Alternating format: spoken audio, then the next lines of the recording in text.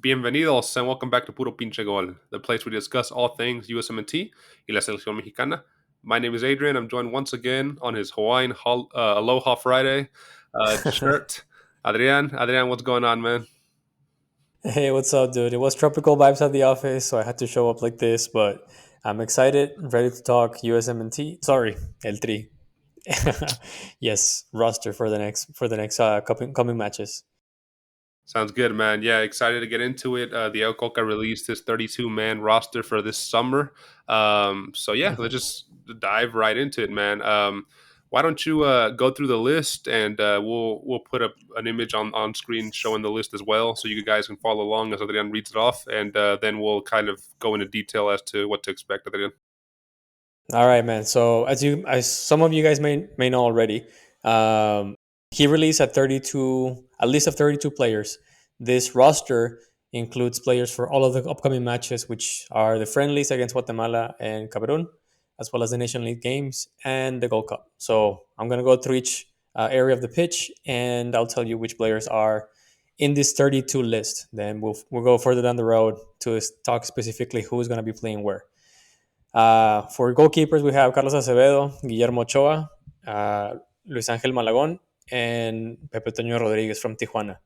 Defenders, we have Kevin Alvarez from Pachuca, Julián Araujo from Barcelona, Nestor Araujo from America, Gerardo Ortega from KRC Genk in Belgium, Omar Campos from Santos, Victor Guzmán from Monterrey, César Montes from Español, Israel Reyes from America, Luis Romo from Monterrey, Jorge Sánchez from Ajax, Gilberto Sepúlveda from Guadalajara, and Johan Vázquez from Cremonese. Midfielders, we have Edson Álvarez, elmachin from Ajax, Luis Chávez from Pachuca, Diego Lainez from Tigres, Raúl Piojo Alvarado from Guadalajara. Is it Raúl or Ricardo? I don't know. Piojo Alvarado from Guadalajara. Sebastián Córdoba from Tigres, Orbelín Pineda from AEK Athens, Alan Cervantes from Llantos, Jesus Gallardo from Monterrey, Charlie Rodriguez from Cruz Azul. And on the strikers, we have Uriel Antuna from Cruz Azul, Osiel Herrera from Atlas, Eric Sanchez from Pachuca, Roberto La Rosa from Pachuca, Raúl Jiménez from Wolverhampton, Alexisvega from Guadalajara, Santiago Jiménez El Bebote from Feyenoord, and Henry Martin from America. Strong lineup there, and it's It is, Roberto yeah. Alvarado. Mm-hmm. Roberto. Oh, Alvarado, yes. yeah. So you mentioned at the beginning before you gave the list there that there's three major events happening this summer for eltri: Gold Cup, Nations League, and not really major, but a couple friendlies against Guatemala and Cameroon before, right? Apparently, not the whole list will be going to all three events. So how do you expect this to break down for the friendly matches? Who'd be going there? Who'd be going to Nations League and Gold Cup? Sure. So as you mentioned, there's a list of players that will only be taken in consideration or even play for eltri during their friendly matches. Although the entire 32 list of players will be registered for Nations League and Gold Cup, just in case one of those players that actually make it to the Nations League and the Gold Cup 23 roster list get injured. So the ones that would only be taken in consideration for Guatemala and Cameroon will be Pepe Toño Rodríguez, Néstor Araujo, Gilberto Sepúlveda, Kevin Alvarez, which I'm surprised that Kevin Alvarez is not going to make it, all the way to Nations League and Gold Cup. Omar Campos from Llantos, Roberto Alvarado, El Piojo, Alan Cervantes, Diego Lainez, Roberto de la Rosa, which I'm also surprised that he was called up for pretty much every single match recently this year, and he's not making it to this list. And Raúl Jiménez, which I'm not surprised. I'm not surprised that he's not on the definitive 23 list for Nations League and Gold Cup. I'm just surprised that he's getting called up. He has had a horrible season this year. It just goes to show you, what a bad season he's had, and how bad he's been since his unlucky injury that he suffered a couple years ago, right? I mean, when he would have been probably number one, I mean, he's now not even going to be in the main squad. You can't blame Cocca. I mean, when you have El Bebote there and when you have Henry Martin firing, I mean, you're not going to take Raul I Jimenez. agree. So who are you expecting for the Nations League and Gold Cup? So for the Nations League at Gold Cup, I think most likely the 23, where, well, I guess it's already settled, but the list will go with Luis Malagon from America, Carlos Acevedo from Santos, Guillermo Ochoa from Salernitana. So those three goalkeepers. Then you're going to have Jorge Sanchez from Ajax, who will also be taken in consideration for the Cameroon match. He's just not playing, I guess, against Guatemala. Israel Reyes, Victor Guzman, um, Luis Romo, Carlos Rodríguez, Jesús Gallardo, Luis Chávez, Henry Martín, Osiel Herrera, Oriol Antuna, Eric Sánchez, Memo Ochoa, Julián Araujo, Gerardo Arteaga, César Montes, Johan Vázquez, Orbelán, Edson Álvarez, Sebastián Córdoba, Santiago Jiménez, and Alexis Vega. So those are the ones that for sure be taken in consideration for those big games, right, against the USMNT. And if they make it past this USMNT against whoever, wins from Panama and Canada, and the Gold Cup. Interestingly enough, it looks like, whereas I know this is a Mexico episode, but the USMNT has decided to have a completely separate Gold Cup roster, which is going to consist mainly of MLS-based players and a BC team. Mexico has decided that they're going to put their best team for both events, Yeah. hoping to become champion in both. And So, it just go for it. so just to complement your comment, yeah, it looks like Diego Cocca is going all in with the best 11 that he has. I have the feeling that he understands that this is the his Ring of Fire challenge, where if he doesn't defeats the USMNT and makes it to the final in the Nations League, or wins the Gold Cup, he knows that he's pretty much out. So that's why he's not gonna play any games. He's gonna take the best team that he has and just go with it, man. Smart man. I do reading the Nations League and Gold Cup roster. There were a couple surprises, right? I mean, most of it, I'd say 90% of it was kind of given. But a surprise for me was Sebastiancordova, the CEO of Six, just because I feel like he's earned his way into the squad based off his Liguilla Yeah. performance. So that's just that just shows you what how these managers sometimes bring in players because they're on a hot streak, right? And they want to keep that hot Mhm. streak going. So good for Sebastian Cordova, for getting his way back into the national team there. Based off this list, man, who are your main surprises inclusions here? So to me, surprises are Alan Cervantes. I know he was called up for the last Intercontinental Clásico against the USMNT, but I just don't know why they keep on calling him up. I mean, it's not like Mexico has a shortage of midfielders, and even though he's on the reserve, part of the list, I'm just still surprised that they're calling him instead of the likes of Pocho Guzman. I'm not saying he's a bad player. I actually think he's good, and in fact, it looks like Tigres is close on signing him to become player of Tigres for next season. And I'm really surprised to see Osiel Herrera on the definitive list for the Nations League and Gold Cup. I know that. Well, I'm not saying that he doesn't deserve it. I think he had a decent season with Atlas, this clausura that just finished. And But I'm just surprised that he's there and we don't have someone like Eric Gutierrez or I don't know, Nene Beltran. You know, uh, I understand that Coca knows him from his time in Atlas, uh, but I don't think that's enough for us to say that Osiel Herrera deserves a uh, team a spot in eltri.